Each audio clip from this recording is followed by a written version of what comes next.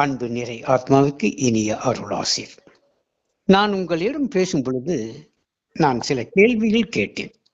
என்ன? நீங்கள் பல இடங்களில் போய் பலவிதமான பயிற்சி முறைகளை எல்லாம் எடுத்து வந்ததாக கூறினீர்கள். சந்தோஷம். இந்த பயிற்சி கொடுத்த குருமார்கள் என்ன சொல்லி பயிற்சி கொடுத்தார்கள்? இரண்டாவதாக, எதற்காக நீங்கள் போய் இந்த பயிற்சி எடுக்க வேண்டும்? இவ்வளவு தேடலோடு இருக்கக்கூடிய நீங்கள் என்ன தேடிக்கொண்டு இருக்கிறீர்கள்?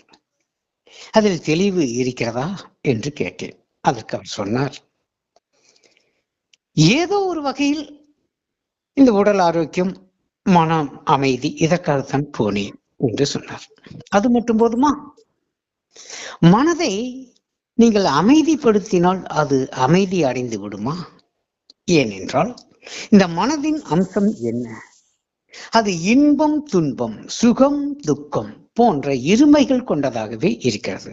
பாவம் புண்ணியம், தர்மம் அதர்மம் இரண்டின் கலப்பாக இந்த மனம் இருக்கிறது. இந்த மனதின் அம்சமே அதுதான். இதை எப்படி நீங்கள் சமநிலைப்படுத்த முடியும்? ஏனென்றால் ஒரு துன்பத்தை கொடுக்கும், அதை இன்பம் போல் காட்டும். ஒரு இன்பத்தை கொடுத்து அது துன்பமாக்கி காட்டுவதுதானே மனோமாயை. அப்படி இருக்கும் பொழுது நீங்கள் எப்படி இந்த மனதை வளப்படுத்த முடியும், நிலைப்படுத்த முடியும், சமநிலைப்படுத்த முடியும்? இந்த மனதிலிருந்து உங்களுக்கு எப்படி சமாதானம் கிட்டும்? இதை நான் கூறவில்லை. பகவத்கீதையில் கிருஷ்ணன் அர்ஜுனனுக்கு உபதேசிக்கிறார்.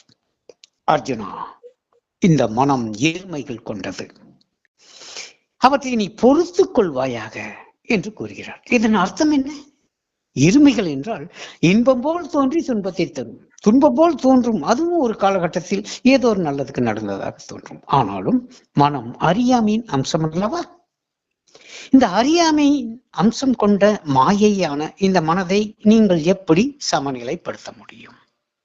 மனதை எப்படி வளப்படுத்த முடியும்? நீங்கள் கேள்வி கேட்டீர்களா என்ற போது அவரிடம் பதில் இல்லை. சரி, அடுத்த சில பயிற்சிகள் எல்லாம் கற்றுக்கொண்டீர்கள்.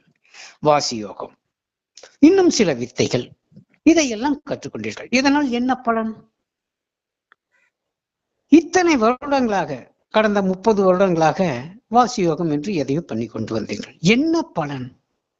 அதற்கு அவர் கூறினார், ஓரளவுக்கு அறிவில் தெளிவிருந்தது போல் இருக்கிறது.